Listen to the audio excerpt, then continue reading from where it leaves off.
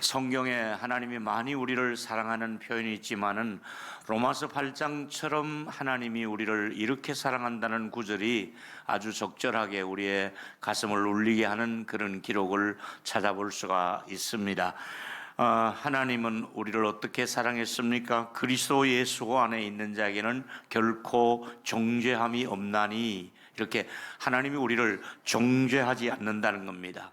우리는 여러분 잘하는 것도 없고 또 무슨 완벽하게 갖추지도 못하고 또 우리가 아무것도 이루어진 것이 없음에도 불구하고 우리를 정죄하지 아니하시고 죄와 사망에서 우리를 건져주셨다고 성경은 말씀하고 있습니다. 여러분 아신 대로 십자가에 예수님이 달리실 때에 7번 말씀하신 적이 있습니다. 그 중에 하나가 엘리 엘리 라마 사막다니라는 말씀을 하셨습니다. 그 말의 뜻은 나의 하나님 어찌하여 나를 버리시나이까, 이렇게 절규하고 있습니다. 그 순간에 하나님으로부터 버림을 받습니다. 어두워지면서 하나님이 그 예수님이 십자가에 피 흘려 돌아가시는 모습을 더 이상 볼 수 없어서 사방을 어두움으로 덮으셨다고 말씀하고, 그는 정말로 부르짖으며 하나님 저를 이렇게 버리십니까 하는 그런 간구를 하게 됩니다. 예수님은 원래 창조 시에도 하나님과 함께 하신 분이십니다. 성부, 성자, 성령 하나님이 창조 시에 늘 함께 하셨던 분이시고 한 번도 그 좋았던 관계가 깨어진 적이 없었습니다. 근데 하나님께서는 이제 구속 역사를 완성하려면, 우리 인간들이 구원받는 구속 역사의 완성을 위해서는 그 순간만큼은 예수 그리스도의 손을 놓아야 했습니다. 등을 지며 서로 버려야 됐습니다. 그래서 하나님과 예수님의 사이의 관계가 그 십자가에 달리는 순간의 관계가 깨어져서 하나님은 버릴 수밖에 없었고, 하나님의 아들 예수는 나를 왜 하나님께 버리지 않으면 안 됩니까 하고 절규하신 적이 있습니다. 인간에게는 우리가 여러분 살다 보면 여러 사람을 만나는데 굉장히 반갑고 좋은 사람도 있지만은 솔직히 말하면 만나고 싶지 않은 사람도 있잖아요. 반갑지도 않고 상종하고 싶지 않다. 그래서 안 만나고 싶으면 어떻게 해서든 우리가 피해서 안 만나면 그뿐입니다. 근데 이제 예수님과 하나님 사이에는 안 만나도 좋은 그런 사이가 아니라 만나지 않으면 안 되는, 창조 때부터 지금까지 그 관계가 십자가에 못 박히는 순간만큼은 하나님도 외면하시고 아들 예수님도 왜 하나님 나를 이렇게 버리십니까 할 정도로 이 관계가 틀어집니다. 왜 그렇게 됩니까? 우리를 구원의 완성을 하시려면 네가 죄값을 다 치루어 줘야겠구나, 네가 대신해서 이 죄를 다 받아야 했기 때문에 차마 내가 너를 눈뜨고 볼 수가 없구나, 이렇게 해서 하나님과 예수 그리스도의 관계가 잠시 이제 끊어지게 되는 관계까지 나가게 됩니다. 이제 이 중에서 우리에게 로마서 8장에서는 하나님의 엄청난 은혜의 3가지를 우리에게 말씀해 주고 있습니다. 첫 번째는 이제 우리는 하나님의 자녀가 되는 특권을 누리게 됩니다. 예수 그리스도께서 십자가에 피 흘려 죽으심으로 드디어 이제 우리가 자녀가 되는 특권을 누리게 됩니다. 그전에는 우리가 자녀가 될 수가 없습니다. 근데 우리를 자녀로 이제 받아주시는데, 이제 로마서 8장 15절의 말씀이 되겠습니다. 같이 읽습니다. 시작. 너희는 다시 무서워하는 종의 영을 받지 아니하고 양자의 영을 받았으므로 우리가 아버지라고 부르게 되었다고 말씀한 것은, 양자의 영, 성령을 양자의 영이라 그랬습니다. 하나님께서 우리에게 성령을 보내주셔서 양자되는 것을 우리에게 감동을 주시고 그 절차를 성령이 이루어 가시는데, 종이 되면은 아버지의 앞에 아버지라고 부를 수가 없는데, 이제 예수님께서 사용하신 단어 중에서 예수님이 이제 기도하실 때 보면, 또 이 본문에도 보면 아빠, 아버지 이렇게 예수님이 부르습니다. 여러분 이 말에 아람어에도 아바 이렇게 되어 있습니다. 아람어에 예수님도 아바 이렇게 했고 우리말도 아빠 이렇게 똑같은 비슷한 단어로 우리가 연결이 되고 있습니다. 여러분, 이 아버지와 아빠의 차이가 별것 아닌 것 같아도 그나마 종으로 사는 사람은 아버지도 못 부르고 아빠도 못 부릅니다. 종이니까. 근데 아들이 되면, 딸이 되면 아빠하고 부를 수도 있고 아버지라고 부를 수가 있는 이 특권을 누리게 된 것이지요. 예수 믿기 전에, 예수 믿지 않는 사람들은 하나님 아버지 이것 못합니다. 근데 예수 믿고 나면 자연스럽게 성령이 우리 안에 오셔서 하나님 아버지 이렇게 부를 수 있는 특권을 주시거든요. 불러도 또 마음속에 전혀 부담이 없어요. 우리 한번 오늘 아버지하고 아빠 아버지 아빠 아버지 세 번 한번 마음을 다해서 하나님 듣고 계시니까 불러봅시다. 시작. 아빠 아버지 아빠 아버지 아빠 아버지. 자, 여러분, 대표 기도를 하시는 분들 첫 마디가 항상 제가 가르치죠. 하나님 아버지 감사합니다. 이렇게 기도를 시작해야 돼요. 하나님 아버지 감사합니다. 이렇게 기도해야지. 좀 유식한 척 당신이 있기에 내가 있고 뭐 그렇게 기도하지 말고 하나님 아버지 감사합니다. 이렇게 기도하라 이 말이지요. 조금 나아가서 이제 예수를 믿고 나면 하나님을 아빠라고 부르는 것이 전혀 어색하지 않도록 양자의 영, 성령이 내 안에 오셔서 하나님을 아빠, 아버지 이렇게 부를 수 있도록 하나님이 친근감을 우리에게 주시는 것이지요. 여러분 아시는 배너라고 하는 영화가 있습니다. 아주 명화지요. 이제 그 배너라는 친구 메살라라고 하는 사람이 그 모함에 빠뜨려서 배너를 노예로 팔아버립니다. 그때 노예는 이제 배 밑창에 들어가서 이제 막 노예들이 전투에 나가는 그 목선을 이렇게 노를 젓는 일을 합니다. 발에는 착고가 채워져 있고 등에 막 회초리를 때리면서 거센 파도를 이 노를 젓는 것이 노예들이 하는 일이었습니다. 근데 그 노예로 전투에 참여하게 되었는데 그만 이 전함이 배가 깨어지게 됩니다. 상대방 배하고 부딪히면서 그리고 막 공격을 당하면서 배가 이제 파손되게 되는데 이때 그 아리우스라고 하는 장군이 제대로 수영도 못하고 마지막 이 장군을 호위하면서 이 배너가 뗏모기에 끌어올려서 그를 살려놓습니다. 여기 아리우스 장군은 배너 노예 때문에 자기가 살아난 다음에 너무너무 감사하니까 이 배너를 노예 신분을 벗겨주고 그 다음에 이제 자유의 몸을 주면서 양자로 입양을 하게 됩니다. 그래서 그 주인공이 바로 양자가 되지요. 바울은 로마서를 기록할 때에 로마의 법중의 시민권 중에 자기 친아들이 아니라도 자식이 없거나 또 하나의 아들을 원할 경우에 서로가 이제 사인을 주고받으며 양자로 아들을 입양하는 과정을 쭉 이미 알고 있었습니다. 이 원리를 따라서 하나님도 성령을 통해서 우리 모두를 아들, 딸을 하나님의 가족으로 양자로 받아들인다. 이 말을 지금 기록을 남긴 것이지요. 그래서 하나님과 우리 사이는 이제는 종이 아니라 양자의 절차에 의해서 아들과 딸이 되었다고 성경은 말씀하고 있습니다. 종의 신분으로 살아갈 때는 항상 두렵습니다. 그러나 아들이 되고 나면은 기쁨과 자유를 누릴 수가 있는 것이 아들의 특권이 아니겠습니까? 구약에 보면 특별히 하나님과의 관계가 아주 좋았던 사람이 두 사람이 있습니다. 많이 있지만 그 중에 한 사람이 아브라함이고 또 한 사람은 다윗입니다. 이스라엘 민족 자체가 이 두 사람은 굉장히 존경하는 그런 인물입니다. 근데 여러분, 아브라함은 과연 완벽한 사람인가? 이 하나님의 사랑을 받을 만한 사람인가? 아닙니다, 여러분. 아시는 대로 자기 아내를 데리고 애굽으로 내려갔을 때 또 그 다음에 다른 지역으로 갔을 때 두 번의 실수가 있는데 뭡니까? 아내가 너무너무 얼굴이 예쁘니까 그냥 무력으로 이 남자 아브라함을 죽여버리고 뺏길 것 같은 그런 불안한 느낌이 드니까 뭐라고 얘기합니까?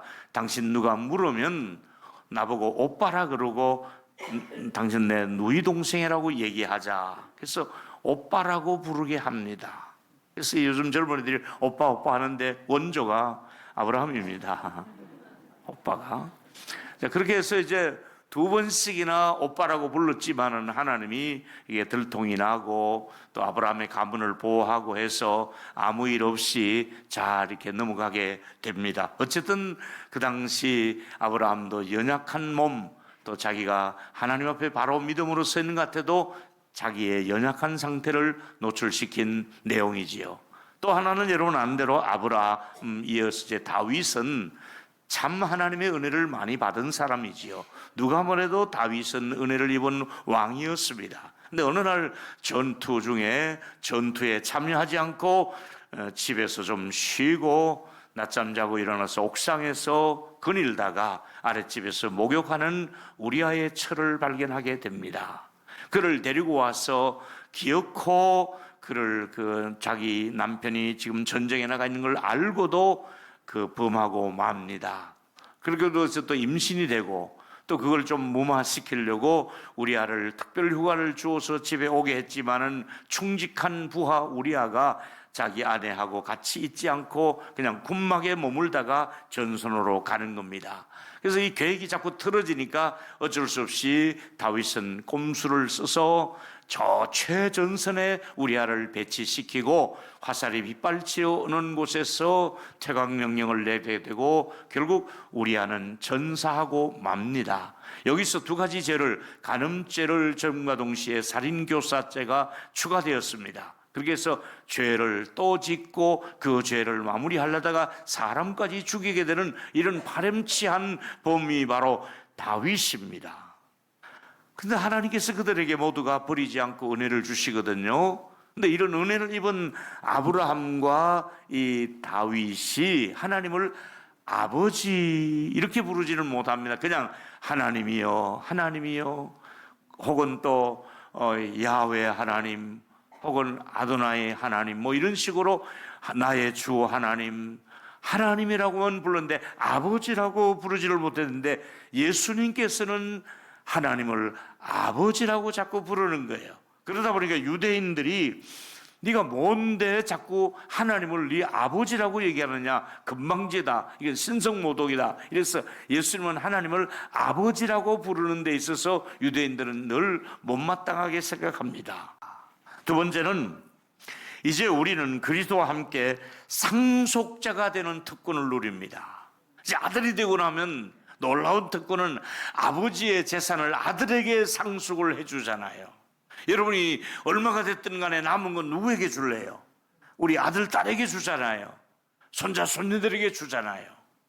로마서 6장 안에 8장 16절, 17절은 아주 귀한 단어가 3번이나 나옵니다. 17절은 성령이 친히 우리의 영과 더불어 우리가 하나님의 자녀인 것을 증언하셨는데, 이제 자녀에 대해서 아까 말씀드렸습니다. 그 다음에 이 17절에 똑같은 상속자라는 단어가 3번 나오잖아요. 읽어보실까요? 우리는 상속자가 되는 거예요. 시작.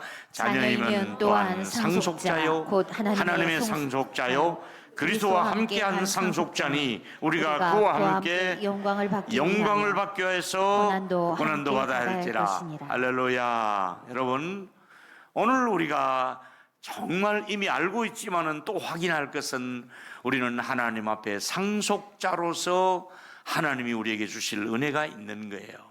하나님이 우리에게 뭘 상속을 해주겠다는 거예요. 하나님의 나라를 상속해 주실 것이고 하나님의 말씀을 우리에게 주시면서 하나님의 온갖 상급으로 우리에게 상속을 주신다고 말씀하고 있습니다. 여러분, 이것은 상속은 아무에게 주는 것이 아니라 가족에게 주는 것이잖아요. 그렇다면 가족 중에는 좋은 가족도 있고 가족 중에는 미안하지만은 좀 불편한 가족들도 있습니다. 그 불편의 원인 중에 하나가 깊이 들어가 보면 재산의 문제가 있습니다. 영적으로 말씀드립니다. 예수 믿으면 모두가 자기도 몰래 엉터리로 믿어도 시간이 가면 예수를 닮는 줄로 믿습니다. 가족은 닮는 거예요. 그것처럼 자식이 부모를 닮듯이 우리 모두가 닮아가는 거예요. 예수를 닮아가는, 우리는 지금 예수를 닮아가고 있는 중이거든요. 그런가 하면은 아버지라고 부르면서 또 하나의 우리 가족의 특징이 뭐냐면 동고동락하잖아요. 고생을 같이 하고 기쁨도 같이 하는 게 가족이잖아요.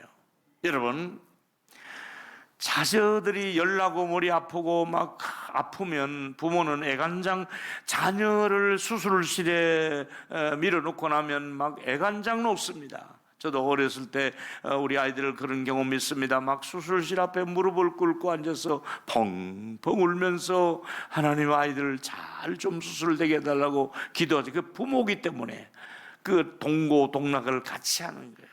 부모의 모든 공통점은 자식을 위해서 고생을 하잖아요.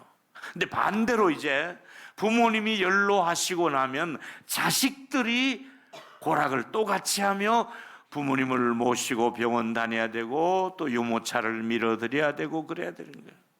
자, 여러분, 세 번째 얘기로 들어가면 이제 우리는 영광스러운 날을 누릴 수 있는 특권이 있습니다. 그 날이 있습니다. 자, 자녀가 되는 특권이지요. 상속자가 되는 특권인데 그걸 받아 누리는 그 날짜가 있습니다. 그 날이 있습니다. 그 날이 언제냐? 마태복음 19장 28절에 보니까 예수께서 이르시되 내가 진실로 너에게 이르노니 세상이 새롭게 되어, 새롭게 됩니다. 지금의 세상이 아닙니다. 세상이 새롭게 되어 인자가, 예수님이 자기 영광의 보좌에 앉을 때에 나를 따르는 너희도 12 보좌에 앉아 이스라엘을 12지파를 신바라게 한다. 대표성을 두고 말합니다. 우리가 하나님이 앉으시는 보좌 곁에 우리도 앉고 믿지 않는 사람들이 심판대로 끌려가는 모습을 볼 날이, 그날이 온다 이 말이지요. 다시 말하면 지금 자연계가 파괴되는 것은 다 알잖아요. 지구에 온난화가 오고 파괴가 되고 북극의 얼음이 내리고 그래서 막 떼약볕이 계속되고 장마가 계속되고 또 어떨 때는 가뭄이 있고 이제 지구가 파괴되고 있잖아요. 더 무서운 게 뭐냐면 사람들의 마음이 파괴되어 가고 있는 거예요. 자연이 파괴되는 것 이상으로 마음들이 황폐해지고 굳어지고 마음들이 막 그냥 말할 수 없는 파괴된 이 상태에 살고 있는데 우리 주님은 우리가 몸과 마음과 혼이 흠없이 보존되기를 원한다. 우리 예수님 오실 때까지 여러분이 세상 사람들의 마음이 황폐해지고 굳어지고 못난 마음을 가지고 살더라도 우리 예수 믿는 저와 여러분들은 우리의 몸과 마음과 혼이 잘 보존되었다가 그날을 맞이할 수 있게 되기를 축복합니다. 이제 그날의 모습을 미리 당겨보겠습니다. 우리가 예수님 앞에 갔을 때 우리 모습을 미리 당겨서 내 모습을 한번 보겠습니다. 그게 계시록에 나와 있거든요. 계시록 21장에 내가 맞이할 천국에 가니까 이런 모습입니다.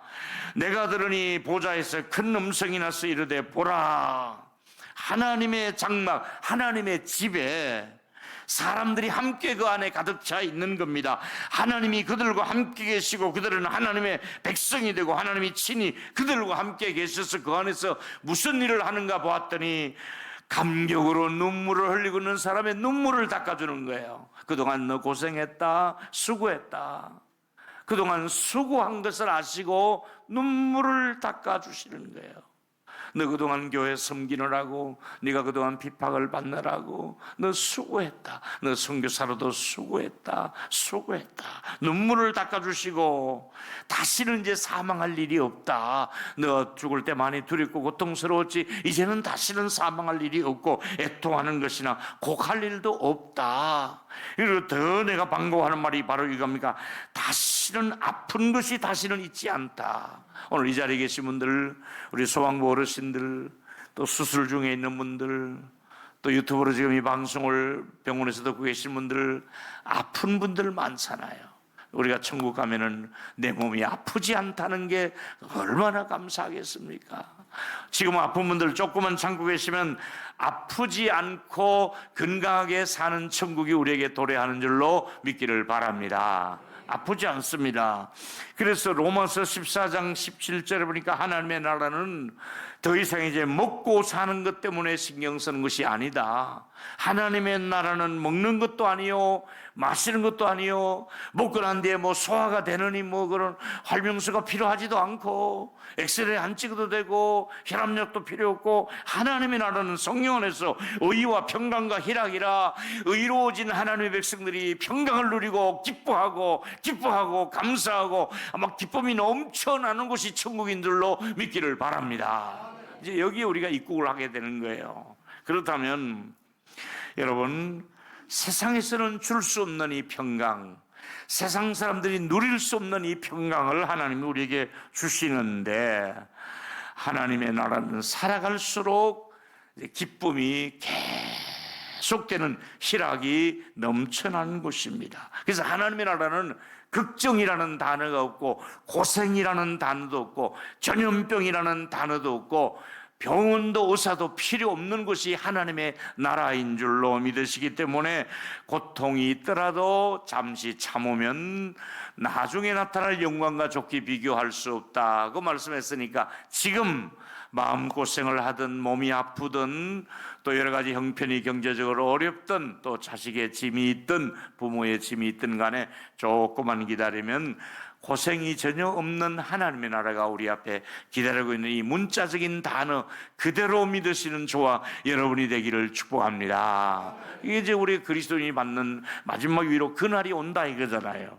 그래서 우리의 몸 상태를 또 미리 보니까 바울이 우리의 영적으로 몸 상태가 이렇게 된다, 부활하고 나면 우리 몸이 이렇게 된다, 이 몸이 우리의 몸이 된다는 거예요. 첫째로 고린도전서 15장 42절에 보니까 이제 썩어질 몸이 아니다. 우리 몸은 이제 썩잖아요. 흙 속에 들어가든 물 속에 집어넣어도 우리 몸은 시간이 가면 썩을 수밖에 없는데, 이제 너는 너의 몸이 썩지 아니할 몸이 될 것이다.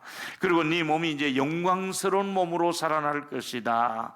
그리고 너의 몸이 약한 몸이라는 이제 강한 몸이 될 것이다. 신령한 몸이 될 것이다. 이러면서 우리 몸이 바뀌게 됩니다. 썩지 않습니다. 신령한 몸으로 바뀝니다. 강한 몸이 됩니다. 아프지 않은 몸이 됩니다. 이런 몸으로 의사가 할 수 없는, 어떤 전문가도 만들 수 없는 몸을 부활의 영광스러운 주님을 만나면서 우리 몸이 이렇게 엄청난 변화가 오는 날이 우리에게 기다리는데, 이 날을 우리가 기다리는 특권이 우리에게 있다 이 말입니다. 할렐루야.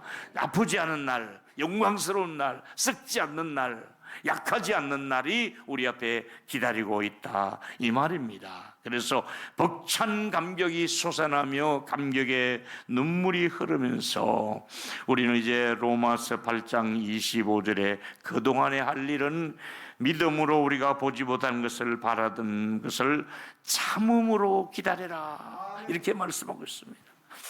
참아야 됩니다. 그날까지 참아야 됩니다. 한번 따라해 보실까요? 옆에 사람에게 말씀해 주십시오. 참으셔야 됩니다. 시작. 한 번 더. 잘 참아 오셨습니다. 한 번 더. 조금만 참으십시오. 할렐루야.